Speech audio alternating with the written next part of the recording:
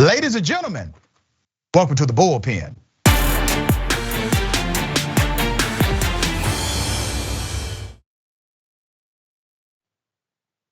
In the Bullpen today, I have Mr. Nate Hochman, conservative commentator, Publius Fellow at the Claremont Institute. We're gonna chop it up about a few things. Nate, good day, welcome to Indisputable. Thanks so much, good to be here. Absolutely, let's get right into it. We typically get right into it with these shows. I don't wanna presume what you think about bills like the Texas bill that would eliminate requirements for teaching the moral and ethical issues concerning the KKK. What are your thoughts about Senate bills like Senate Bill 3 out of Texas and others similar? Well, look, if Texas was actually banning teaching that the KKK was morally wrong, I would certainly be opposed to that. Obviously, I think every American of sort of basic common sense and good moral character oppose teaching that the KKK was not morally wrong. I think there's a lot of misinformation around a lot of these bills and a lot of paranoia and alarmism, not just around the Texas critical race theory bill, but around most of the bills that are banning critical race theory in public schools, particularly in K through 12. And this is one of them. So we can get into it. I'd be happy to sort of talk about exactly what's in the Texas bill if you'd like to. But to be clear, the Texas legislature was not banning teaching that the KKK was morally wrong. They removed the specific clause mandating the teaching that the KKK was morally wrong as they trimmed down the bill to get it to the Board of Education. But that's radically different than a lot of the misinformation that we're hearing about that right now. Well, Nate, I'm gonna push back on that because you are incorrect. The bill itself, and you're conflating two different bills. One is the anti-critical race theory bill, which is quite different from Senate Bill 3. The anti-critical race theory bill isn't even a bill against critical race theory because the terminology critical race theory is not located in the Texas bill. That's number one. Number two, the Senate Bill 3 that we're talking about in relationship to civil rights, education, and the KKK does in fact say that teachers are not mandated to teach the KKK. But if they do teach these lessons, they cannot have difference in the teaching, which means they cannot provide a moral or ethical conclusion as to the curriculum that they are teaching. No difference in the teaching. Now, before I became a college professor, I was a high school educator. I was a high school teacher. I know what that means because there were certain topics that we were told we could not provide deference on the topic even though we could teach it. So literally the bill does, sir, say that you cannot teach it based on a moral principle. That's problematic, is it not? Well, look, so there are real concerns to be had about the effects of overly broad language in the Texas bill and the bill, the banning critical race theory like it in red states throughout the country.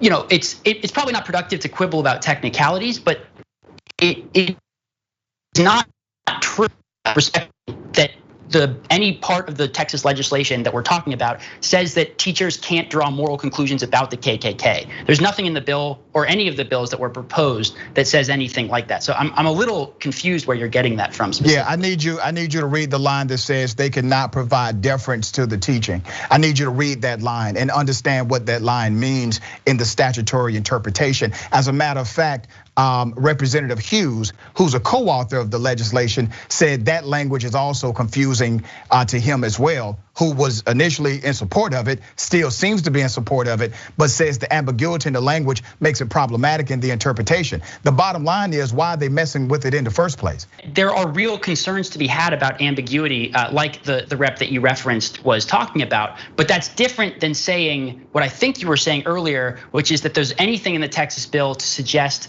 that teachers can't take moral conclusions or draw moral conclusions about the KKK. That's very different than the ambiguous language about deference, which again, we can talk about, but that is a much more sort of nuanced issue than the claim that's going around, which is that there's anything in the bill to suggest that teachers can't make moral claims about the KKK, which is not true as far as I understand. Okay, well, your understanding is incorrect. Let me read to you the actual wording of the bill. Senate Bill 3 says teachers cannot be compelled to discuss current events or controversial issues of public policy or social affairs. And if they do, this is the part of the bill that I would like you to consider. If they do, they cannot give deference to any one perspective or the other. That means if they decide to teach the controversial issue of slavery, of Jim Crowism, of the KKK, according to Senate Bill 3, they cannot give deference to any one perspective. Sir, that's as clear as day. You don't have to be a rocket scientist to understand what deference means, especially in that context, correct? Again, no, I just fundamentally disagree. We're talking about, if you actually look at what these bills are talking about and how they're trying to albeit imperfectly, how they're trying to deal with these really thorny issues of race and racism and how we're going to discuss and teach kids about American history.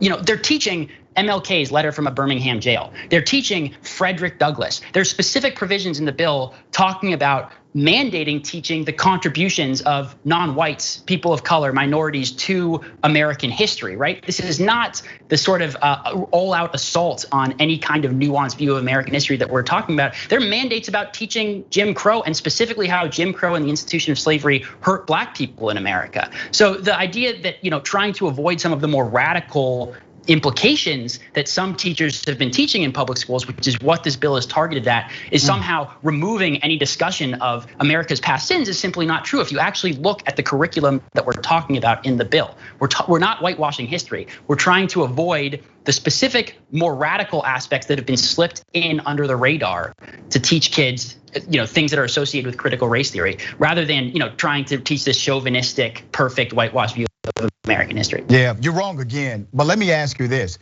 Do you believe that critical race theory is taught in K through 12 education? Well, so this is a complicated issue, right? No, it's not complicated, brother. That's what everybody's saying.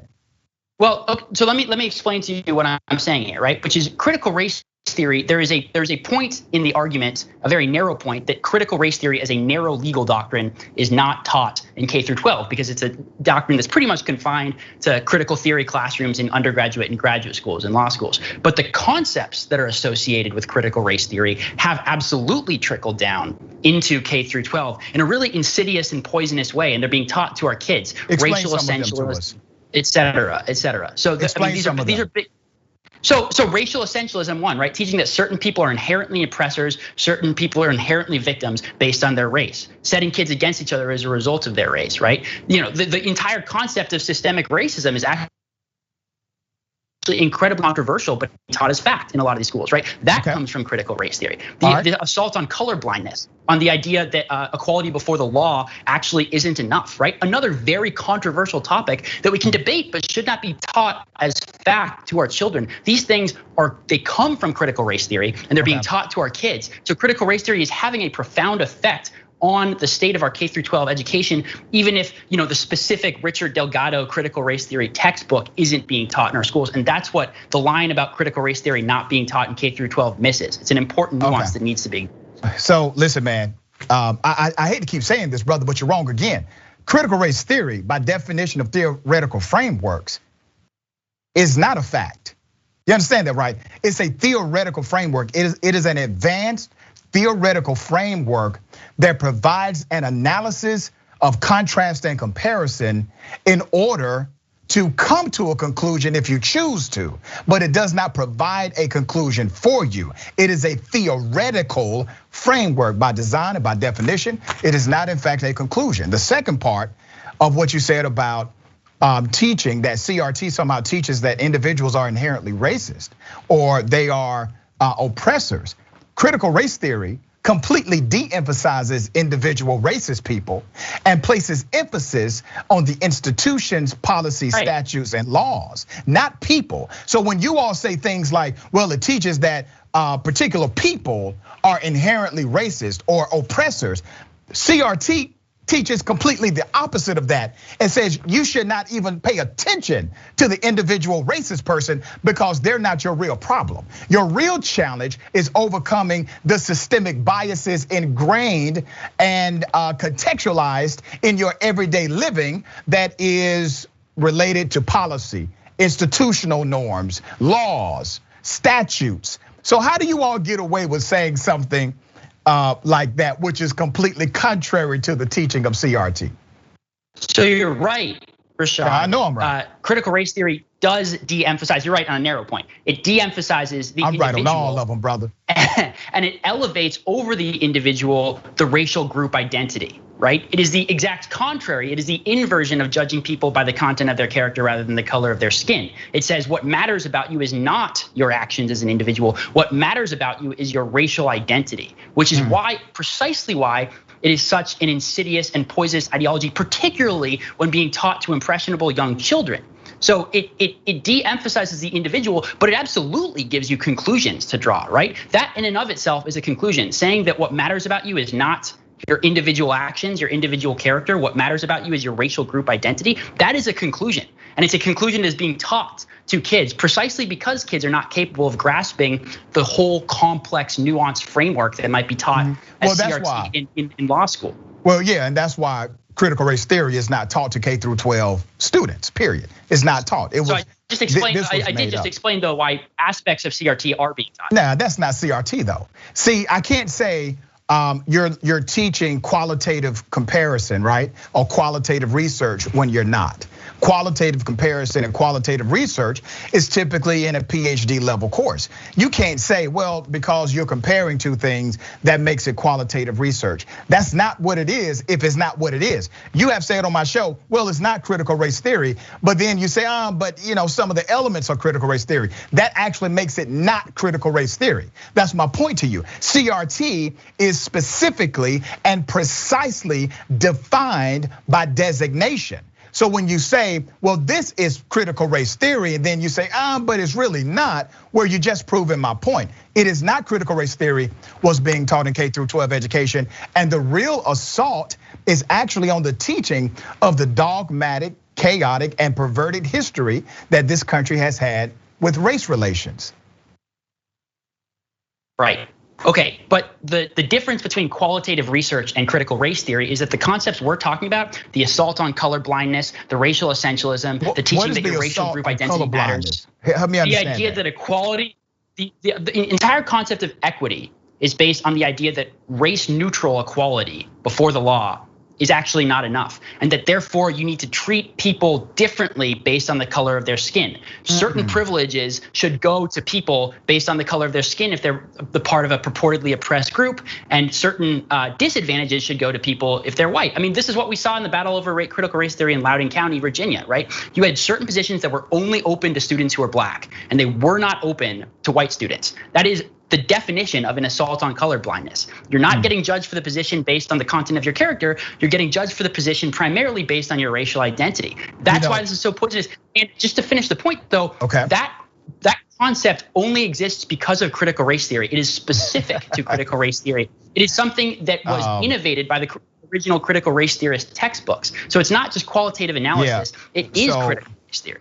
So first of all, the idea that systems are biased existed before CRT. CRT was somewhat formalized in 1970. It was massively formalized in the 80s, but it has been around decades before that. So no, critical race theory is not the reason why people look at systems as an analytical core for disenfranchisement or for outcomes that are unequal. But let me go to a quote that you guys like to say a lot. Judge by the content of your character and not by the color of your skin. Our dear brother, Dr. Martin Luther King Jr. said that. Do you know what else he said in that speech? He said a lot of things in that speech. I'm assuming you're gonna tell me a specific. You ever listen to it? Of course, yeah. Do you know that Dr. Martin Luther King Jr. did not speak of America as a great euphoria? He was not talking about this is what America currently is. He was talking about this is a goal. This is something to look forward to, but he was not talking about it from context of the present era that he was living in. Another part that you all conveniently like to not say is that Dr. King also said that in order for black people in America to have equity, he called it genuine equality, they need to have a basic income. Every black person needs to have a basic income in order to reach the economic floor so that they can compete in the economy. Now, that to me sounds like you would disagree with it, correct? If somebody said that today, if a politician said that today, would you agree or disagree with it?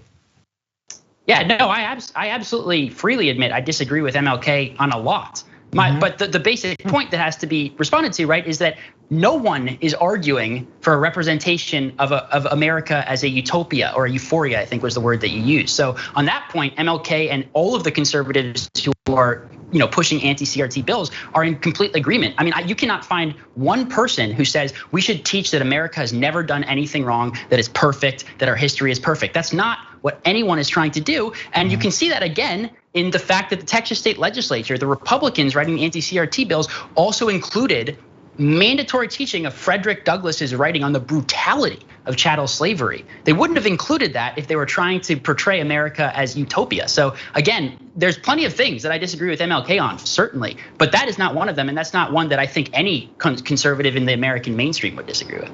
Yeah, and it's really interesting because some of the Republicans decided, well, the moderates actually decided to ensure that other elements were part of the bill. And politicians do this a lot, brother, and you've been around long enough to know that anytime they're presenting a bill that may be distasteful, that may be rejected by many, they put in a little something in the bill where they could hang their hat on. I'll give an example. We've talked a lot about voter rights and voter restrictions in the United States, legislatures passing these various bills. Well, Republicans in Georgia, they did something very similar. They said, well, we're actually increasing access to voting, even though they're decreasing access to voting. And the way they did it, brother, was they put in the bill a mandate that all 159 counties had to do at least some early voting, when before it was just up to the counties. But then they restricted how many, which decreased the number of early voting opportunities for metropolitan counties where a bunch of black folks lived. So they limited voting for black people de facto, and they enhanced voting for rural areas through this legislation. So they could say, we expanded it for everybody, but they did not. They decreased it for the crowd, for the demographic that would have in fact voted against their political interests. So you always have these nuances in bills.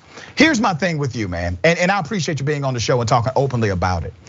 You don't think that it's ironic that after decades of critical race theory being an advanced theoretical framework, that the only time when you all started running with it as a great evil is after former President Donald Trump said it was? You don't find that ironic? Why was this not a thing 10 years ago, 20 years ago, 30 years ago? Yeah, no, that's not ironic at all. I mean, this is something Republicans and conservatives should have been paying attention to 20 or 30 years ago. But I am certainly no stranger to being critical of the Republican Party. In this case, Donald Trump actually kicked the Republican Party's butt into gear, and they finally did something about it. But it has been an issue for decades, and they haven't done anything about it. And Trump led the way on this. I think that's a good thing. You disagree, but it is absolutely true that Trump was the innovator here. Certainly. Yeah, man. He told y'all what to do, and he told y'all how to jump. Y'all said how high. That's what happened. Sure. No, they put it. Yeah. Let me ask you this: do you believe systemic bias and systemic racism actually exist? I think systemic bias exists because I think biases, in-group and out-group biases, are a natural feature of the human condition, including racism, like people that are like us. Well, systemic racism, I do not think exists. How can you agree that's systemic? First of all, your social science is jacked up. If you believe that social bias exists, you mean to tell me that the only bias that does not exist is the bias of racism? Well, okay, let me ask you this, because systemic racism means a lot of different things to a lot of different people. So, I'm genuinely not trying to be clever here, but when people say systemic racism, the definition is often incredibly vague. I disagree that systemic racism exists in the definition that I've heard it used in a lot, which is that there are certain institutions in American life today that are actively racist. I disagree with that. Is that your definition of systemic racism? No. Or are you operating off of a different one? No, systemic racism doesn't require Intentional racism, it simply requires the result of inequity based on a racial dynamic. So what you do is you analyze the data. So you analyze the conclusion, because usually the systemic racism that we're talking about is implicit bias. It is not aggressive or hyper bias. It is implicit bias based on a racial core. And you have to agree, when you actually analyze the data, that all of these outcomes that are rooted in inequity, they come from somewhere, brother. And if you can say that biases exist, you cannot then create an immunity for racism. Right, so if your definition is something creates disparities in outcome between groups. Racism, yeah, it does. Racism is part of it. But that is not racism as we've traditionally understood it. It's a transformation of the definition of racism. And by that definition, every policy passed in every society in the history of human civilization would be racist, because there is not a policy in the history of the human race that has had an effect that was equal across all groups and all group outcomes. Sir, it doesn't mean that all, brother, it doesn't mean that all policies. If you ban murder, for example, there is going to be a massive disparity in the amount of men who are arrested for murder and the amount of women who are arrested for murder. That's not discrimination against men, though. I really wish I had a whole lot more time. I'm getting the rap signal. Let me just break down equity in this way.